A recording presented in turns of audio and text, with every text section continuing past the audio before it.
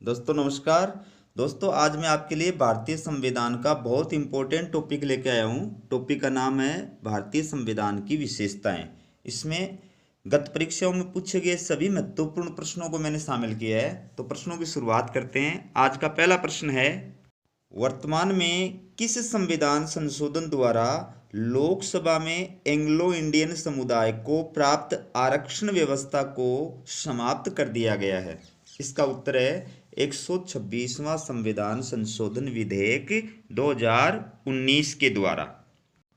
दोस्तों ये आपको पता है कि लोकसभा में एंग्लो इंडियन समुदाय को यदि पर्याप्त प्रतिनिधित्व प्राप्त नहीं हुआ है, उस स्थिति में राष्ट्रपति इस समुदाय से 2 सदस्य मनोनीत कर सकता है। लेकिन अब 126वें संविधान संशोधन 2019 के द्वारा इस व्यवस्था को समाप्त कर दिया गया है, क्योंकि सरकार का यह मानना है कि 2011 की जनगणना के अनुसार वर्तमान में देश में सिर्फ 296 एंग्लो इंडियंस हैं। इसलिए अब इस लोकसभा के अंदर उनको प्रतिनिधित्व देने की कोई आवश्यकता नहीं है।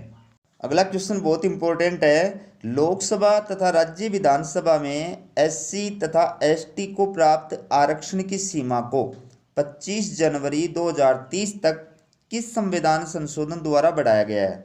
उत्तर है 126वां संविधान संशोधन 2019। दोस्तों आपको पता है कि अनुच्छेद 330 के तहत लोकसभा में एससी एसटी के लिए आरक्षण की व्यवस्था की गई है, जबकि अनुच्छेद 332 के तहत राज्य विधानसभाओं में एससी एसटी के लिए आरक्षण की व्यवस्था की गई है।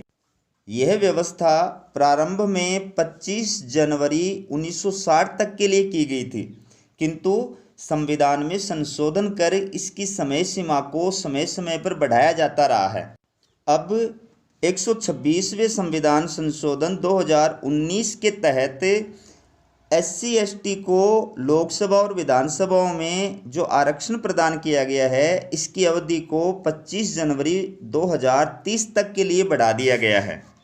अगला क्वेश्चन देखिए, संविधान सभा में यह किसने कहा था कि हमें इस बात पर गर्व है कि हमारा संविधान विश्व का सबसे विशाल संविधान है? उत्तर है हरिविष्णु कामत ने।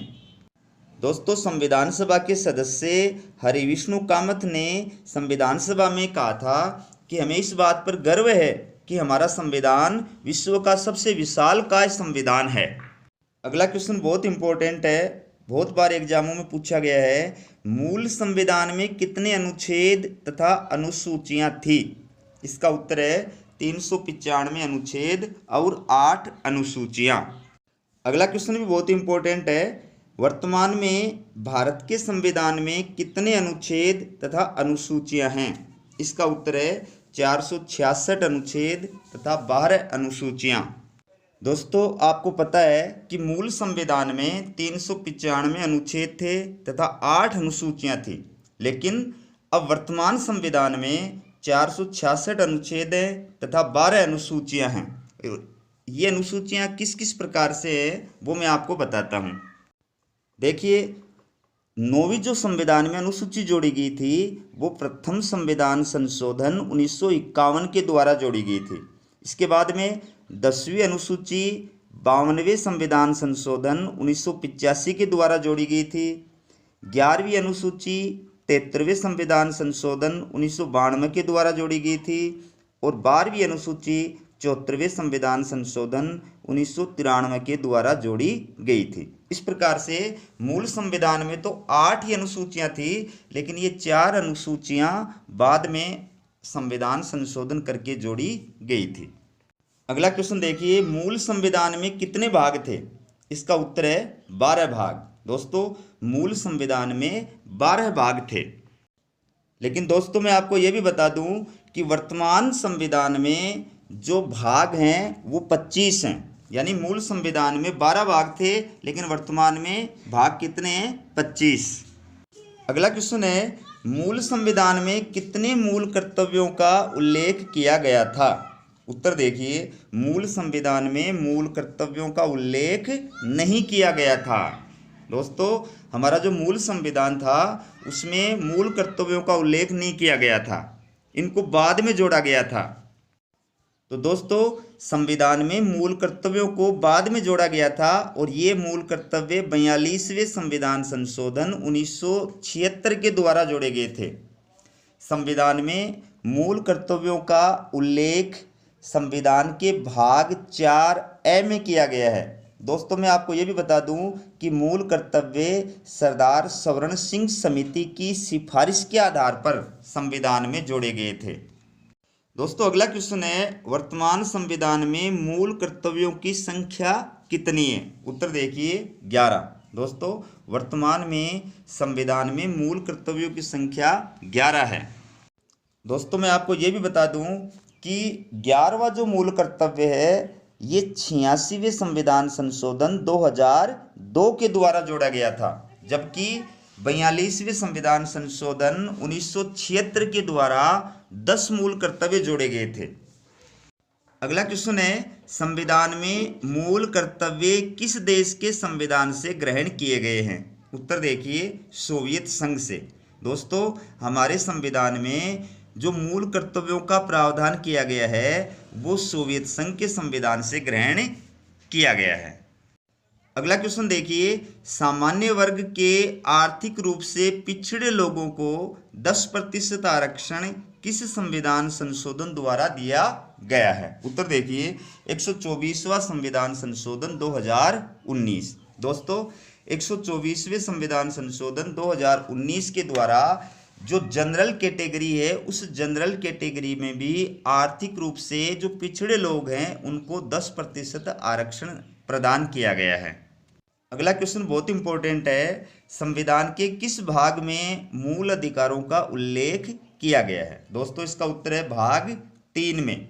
भाग 3 में नागरिकों के मूल अधिकारों का उल्लेख किया गया है। ये आपको पता है कि हमारे मूल संविधान में 7 मूल अधिकार थे, लेकिन 44वें संविधान संशोधन 1978 के द्वारा संपत्ति के अधिकार को मूल अधिकारों की श्रेणी से समाप्त कर दिया गया था।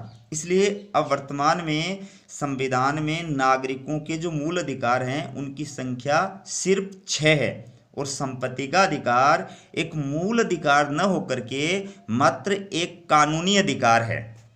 अगला क्वेश्चन देखिए, मूल अधिकार किस देश के संविधान से ग्रहण किए गए हैं?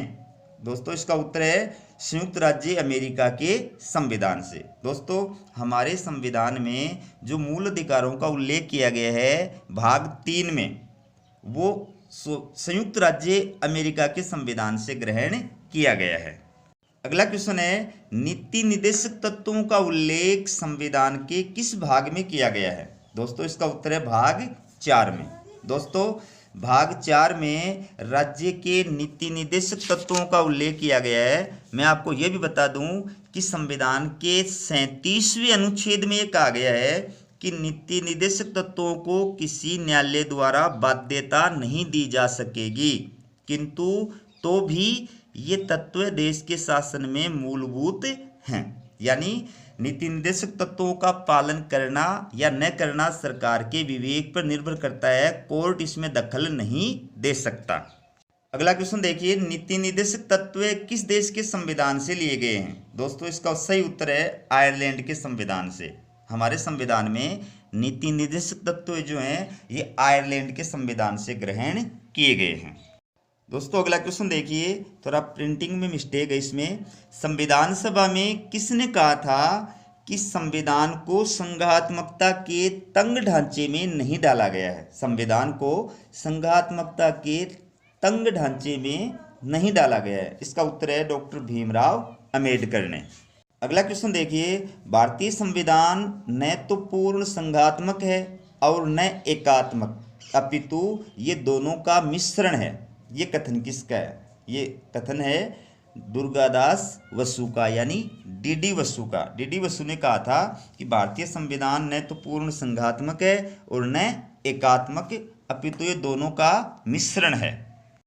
दोस्तों मेरा ये वीडियो आपको कैसा लगा कमेंट करके अवश्य बताएं। यदि आप किसी टॉपिक पर इसी प्रकार के इम्पोर्टेंट क्वेश्चनों का वीडियो चाहते हैं तो मुझे कमेंट बॉक्स में इसके बारे में बताएं। मैं उस टॉपिक पर आपके लिए इम्पोर्टेंट क्वेश्चनों का वीडियो अवश्य लेकर के आऊँगा। धन्यवाद।